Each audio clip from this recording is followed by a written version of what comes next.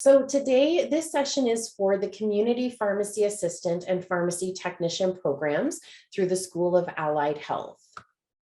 And I'm going to introduce now Diana Baus-Meckley, who is the program coordinator for our pharmacy programs, and she will take the presentation going further. If we do have any international students, we do also have an international representative, Joanne Maltby. She will be available to answer any questions that you may have as well. Just again, using that chat feature, and we'll get all your questions answered. So go ahead, Diana. Okay, thank you, Stephanie. Thank you for joining us today on Saturday, and I'm happy to introduce both programs to you. Once you do accept, you will receive a welcome letter, which will give you all of your instructions, any specific uniforms that you might need, all about our orientation day that you will attend, which will give you all the information you need to start the program and to be successful moving forward. So depending on which program you're going to be interested in or eventually hopefully sign up for, we have two.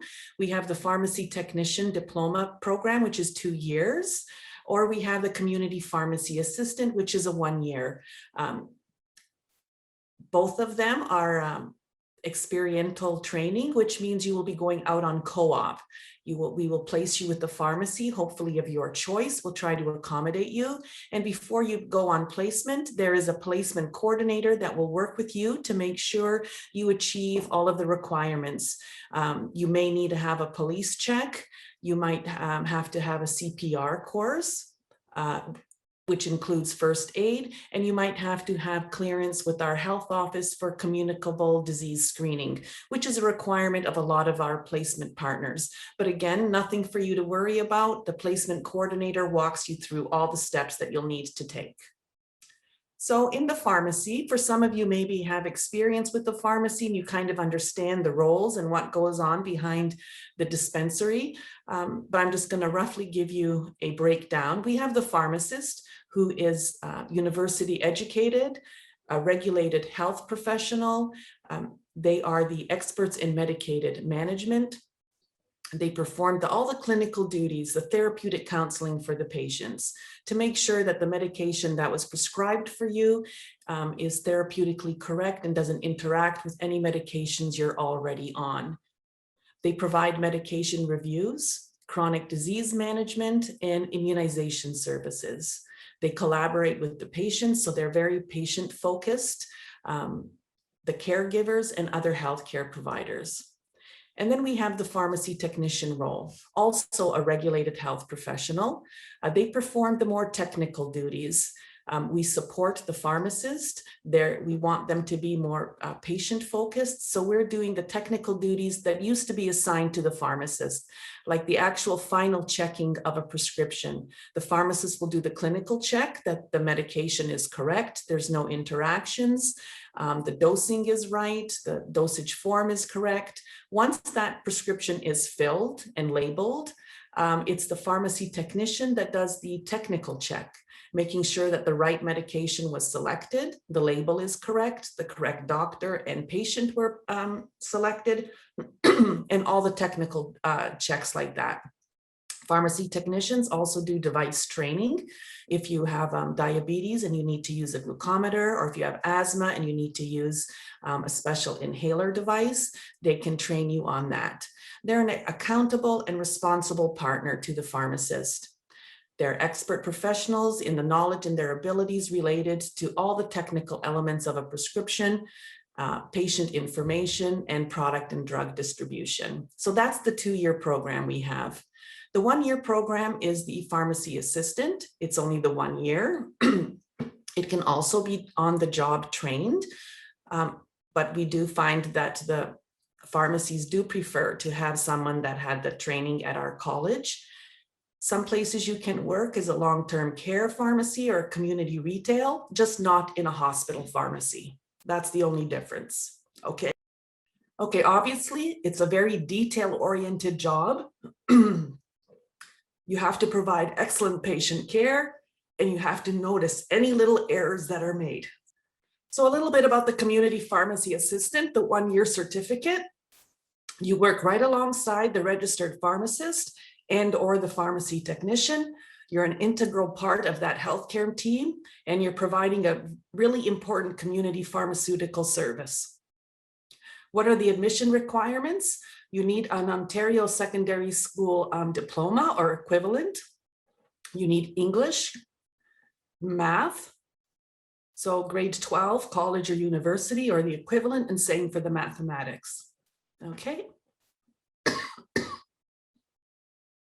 What are some of our program highlights? Well, the enhanced learning experience in a simulated lab. And you can kind of see behind me, our labs, the maximum number for students is 18. The ratio of teacher or lab instructor is 1 to every 9 students. So it's a really hands-on applying learning. You gain it through our lab and through field placement.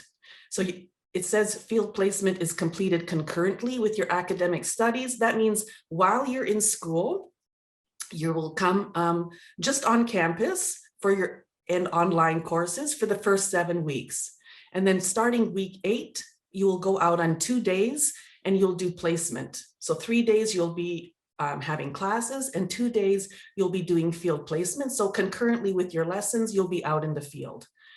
You're going to build your knowledge that you learn in the classroom. You're going to take it into the field, and many job opportunities come out of that field placement actually. So you're going to learn all the latest pharmaceutical products, practices, and drug distribution systems. So experiential learning, here's some pictures from our labs. You can see here in the bottom right-hand corner, our lab is set up. Behind me, you see the work areas where every student has their own computer. The teacher is at the front with her own computer and a large screen, so that as she's teaching you prescription entry and everything, you're following along at your own computer. Part of our lab is set up to look like a mock dispensary. So this is like the dispensary counter. We have a computer at each end for bringing in a prescription, picking up a prescription. We have the over-the-counter medication set up, just like in a real pharmacy, and we do have a drug cage behind. So gradually, as every week you're building on your skills, you'll be having mock experiential in the lab where you will be working as if you are in a community pharmacy. The phone will be ringing, you'll be filling prescriptions, entering them, just as if you were in the real setting. So when you do go out on placement, you'll already be in a little bit of a comfort zone. Here's some of the courses that you take in the different terms. And you can see it ranges for your math, pharmacology, where you're going to learn about the medications, and then you have couple of labs. There's your field placement, starts right away in term 1, which is week 8. And then you just build on your courses, pharmacology 2, calculations again, and so on, long-term care. What are some of your career opportunities as an assistant? Community pharmacy, so that's all your retail pharmacies that you see on every corner practically. The Rexalls, Shoppers Drug Marts, smaller independent ones, or there's long-term care specialty pharmacies that maybe don't have a storefront that you're not aware of. They're usually in commercial plazas. They don't have a walk-in storefront. Pharmaceutical distribution wholesalers, software vendors, and pharmacy benefits administration and consulting like your Sun Life and Manulife, those kinds of things. So there's different avenues where you can branch out, surely. You just cannot work in the hospital pharmacy. Where do some of our graduates work? Like I say, the field placement is an excellent opportunity. We tell the students to treat it as if they're on a job interview. And if the job doesn't materialize from the placement, they have a good chance that something through a connection will come up. Rexalls, Shoppers, all that. So now we're going to talk a little bit about the pharmacy technician. Meticulous nature, again, attention to detail, because you are doing the final technical check of every prescription. Pharmacy technician is a 2-year diploma program. So again, an important member of the healthcare team, patient-focused, responsible for delivering safe and accurate drug distribution in many different healthcare settings. So here's our admission requirements. Again, you need the high school diploma, your English grade 12 or equivalent of the college or university, math, biology, and chemistry. And the requirements are there listed for you.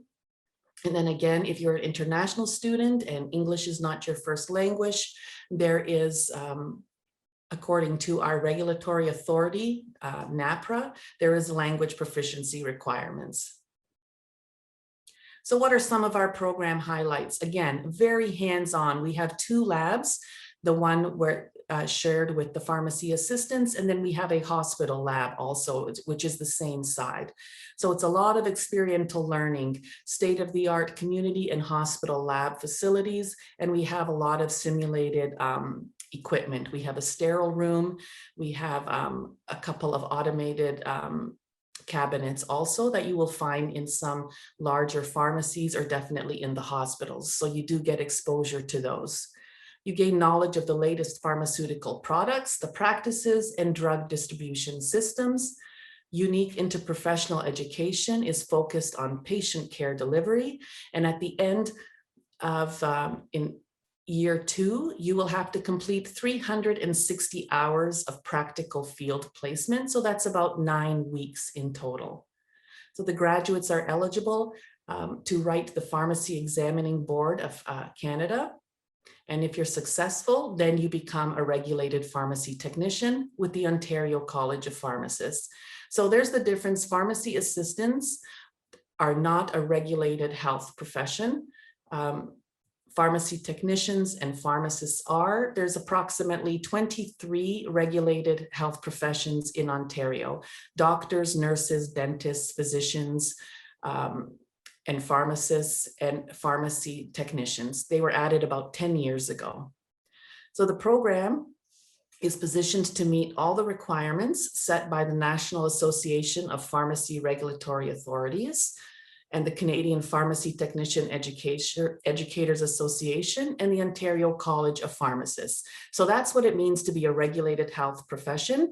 The profession regulates itself. So it makes its own laws and makes sure that everybody that is a pharmacist or a pharmacy technician has met the requirements set by these regulatory bodies. So there is exams you'd have to write, just like a nurse or a doctor would have to after their training, to make sure that they have a certain level of knowledge to enter the practice.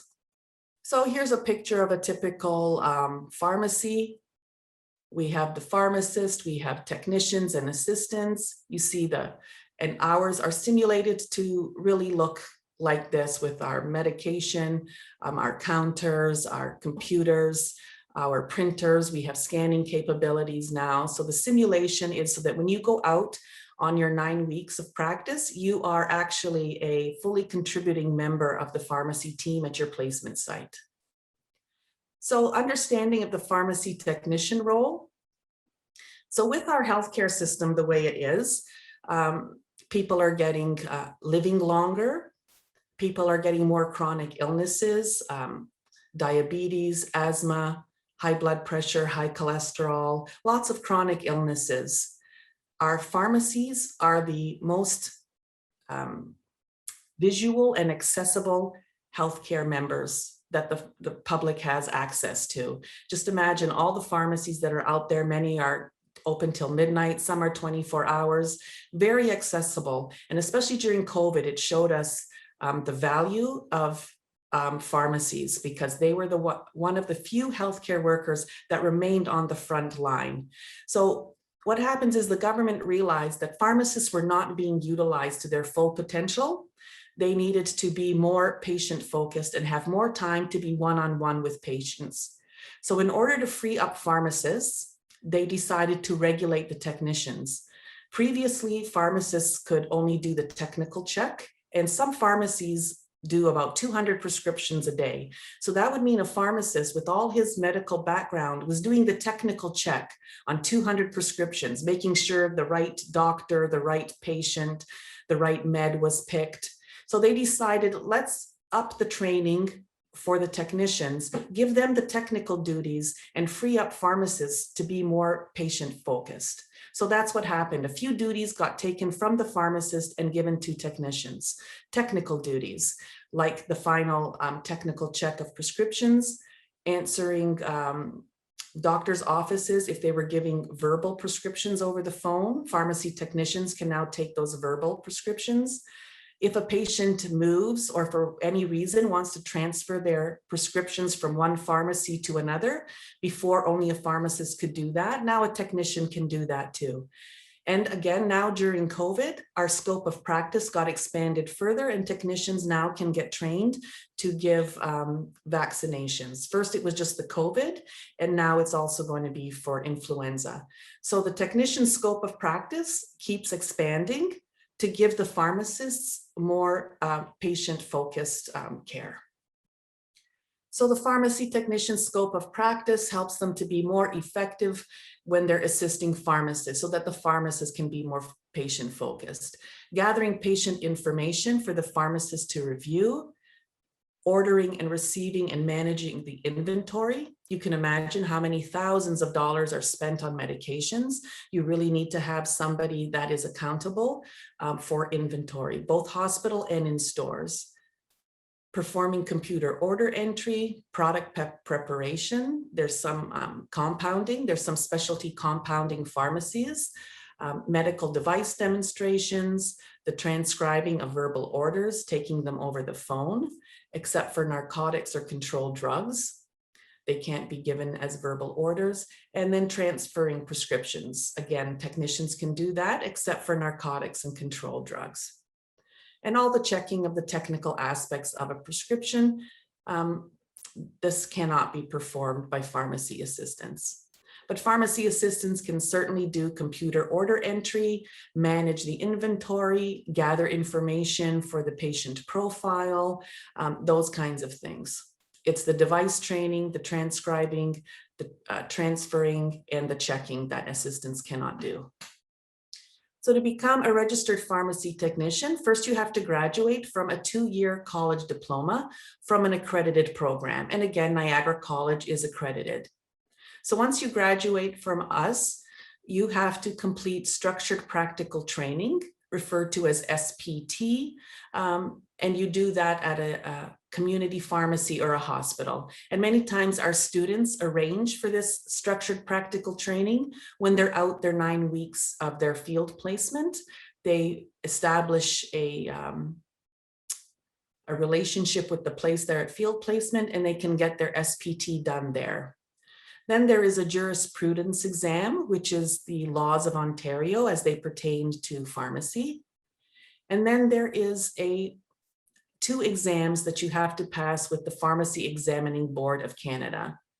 There's a multiple choice exam, and then there is it's called an OPSI, where it's an observation. There's 10 stations where you have to actually perform functions of a pharmacy technician. That exam is held only twice a year. Once you've done all of that, had your SPTs, your jurisprudence exam, and your pharmacy examining board exams, then you register with the Ontario College of Pharmacists. You have to get liability insurance, a police clearance, you complete a declaration of good character, and then you're a registered Ontario College of Pharmacy technician. Part of being a health professional is you have to keep up with continuing education because things are always changing in pharmacy. New medications are coming out, laws are changing. So you owe it to yourself, your profession, and to the patients that you are taking care of, that you are continuing your education. Here's some pictures of our labs. Again, the middle picture shows you that every student has their own computer. Again, maximum is 18 students in a lab and 2 instructors, 1 professor and 1 lab technologist. So it's a ratio of 1 to 9 students. The picture here to the left is just showing 2 pieces of equipment that we're very fortunate to have in our hospital lab. The one is the PACMed machine, which puts all of our bulk meds into unit dose. Many hospitals are unit dose drug distribution, and this machine helps to put those meds in unit dose. And the small little robot looking machine is an automated dispensing cabinet, which many hospitals have on their wards. So again, you will become familiar with this kind of technology so that when you do go out on placement, you have some understanding of it. So here are just some pathways for our graduates of this program. If they wanted to go on into college or university, you can go on here to kind of just check what you would get credit for. So what are the career opportunities? Obviously in the community pharmacy, home or healthcare division or a company. That's an avenue that many students aren't aware of that exists out there. We have a very large patient population that are receiving treatment in their homes. They're not well enough that they don't need medical care, but they're not ill enough that they have to be taking up a hospital bed. So they might have a nurse visiting them daily. They might be on an IV medication for an infection or for pain control. So there are home healthcare pharmacies that are making IVs and sending them to the patients at home, and then the nurse visits them at home and administers their medication. Hospital pharmacies and pharmacy distribution or wholesalers, pharmacy application software vendors, pharmacy benefits administration consulting firms, and private medical industries like pharmaceutical companies. There's many different avenues. Where are some of our graduates? Sick Kids in Toronto, the Juravinski Cancer Center in Hamilton, Sunnybrook Hospitals in Toronto, Hamilton Health Sciences, Shoppers Drug Marts. Kalia is one of the home health care. We have students that are working almost in every facet of pharmacy healthcare. We have a few that have stayed in contact or working for a drug company or for an administration's benefit company, which is a company that helps patients get funding for very expensive medications that are on the market. So there's lots of different avenues. There's clinical studies. There's a lot of clinical trials that happen in our area because we have a lot of universities in London and in Hamilton and Toronto that are part of a lot of clinical trials and studies, and pharmacy technicians work for those kinds of studies also. So there's many different avenues that you can research to go work after you graduate from our programs. That's wonderful. Thank you so much, Diana, for all the information for the two programs. Thank you. I'll tell you a little bit about our staff. We have an excellent staff. Everybody has experience in the field. Many are already working, our part-time staff and some of our full-time staff. They still work in the field. So everybody is current. Everybody is very student focused. I'm so fortunate, everyone I work with, from the dean to the associate dean to all my colleagues. And our student feedback attests to that. We really are focused on your success. We're your partner to make sure you do succeed in this program. And we're here to support you through every step of the way. Our labs are awesome. You really do get the hands-on. It's also a compounding lab, which the students really enjoy. So you're actually making creams and ointments and solutions. All of our equipment is tested and excellent shape. So you really are getting a good experience. No, just I really appreciate the interest that you signed on, and I hope we answered all your questions. And I hope that you give it some consideration. And I hope that if you were kind of sitting on the fence, that I convinced you that it's an excellent choice, and there is a lot of job opportunity, especially COVID has really, our students are so lucky, and we get lots of employers are calling us, always looking for our students, which is, you know, a good sign to the quality of student that we do produce. Yeah.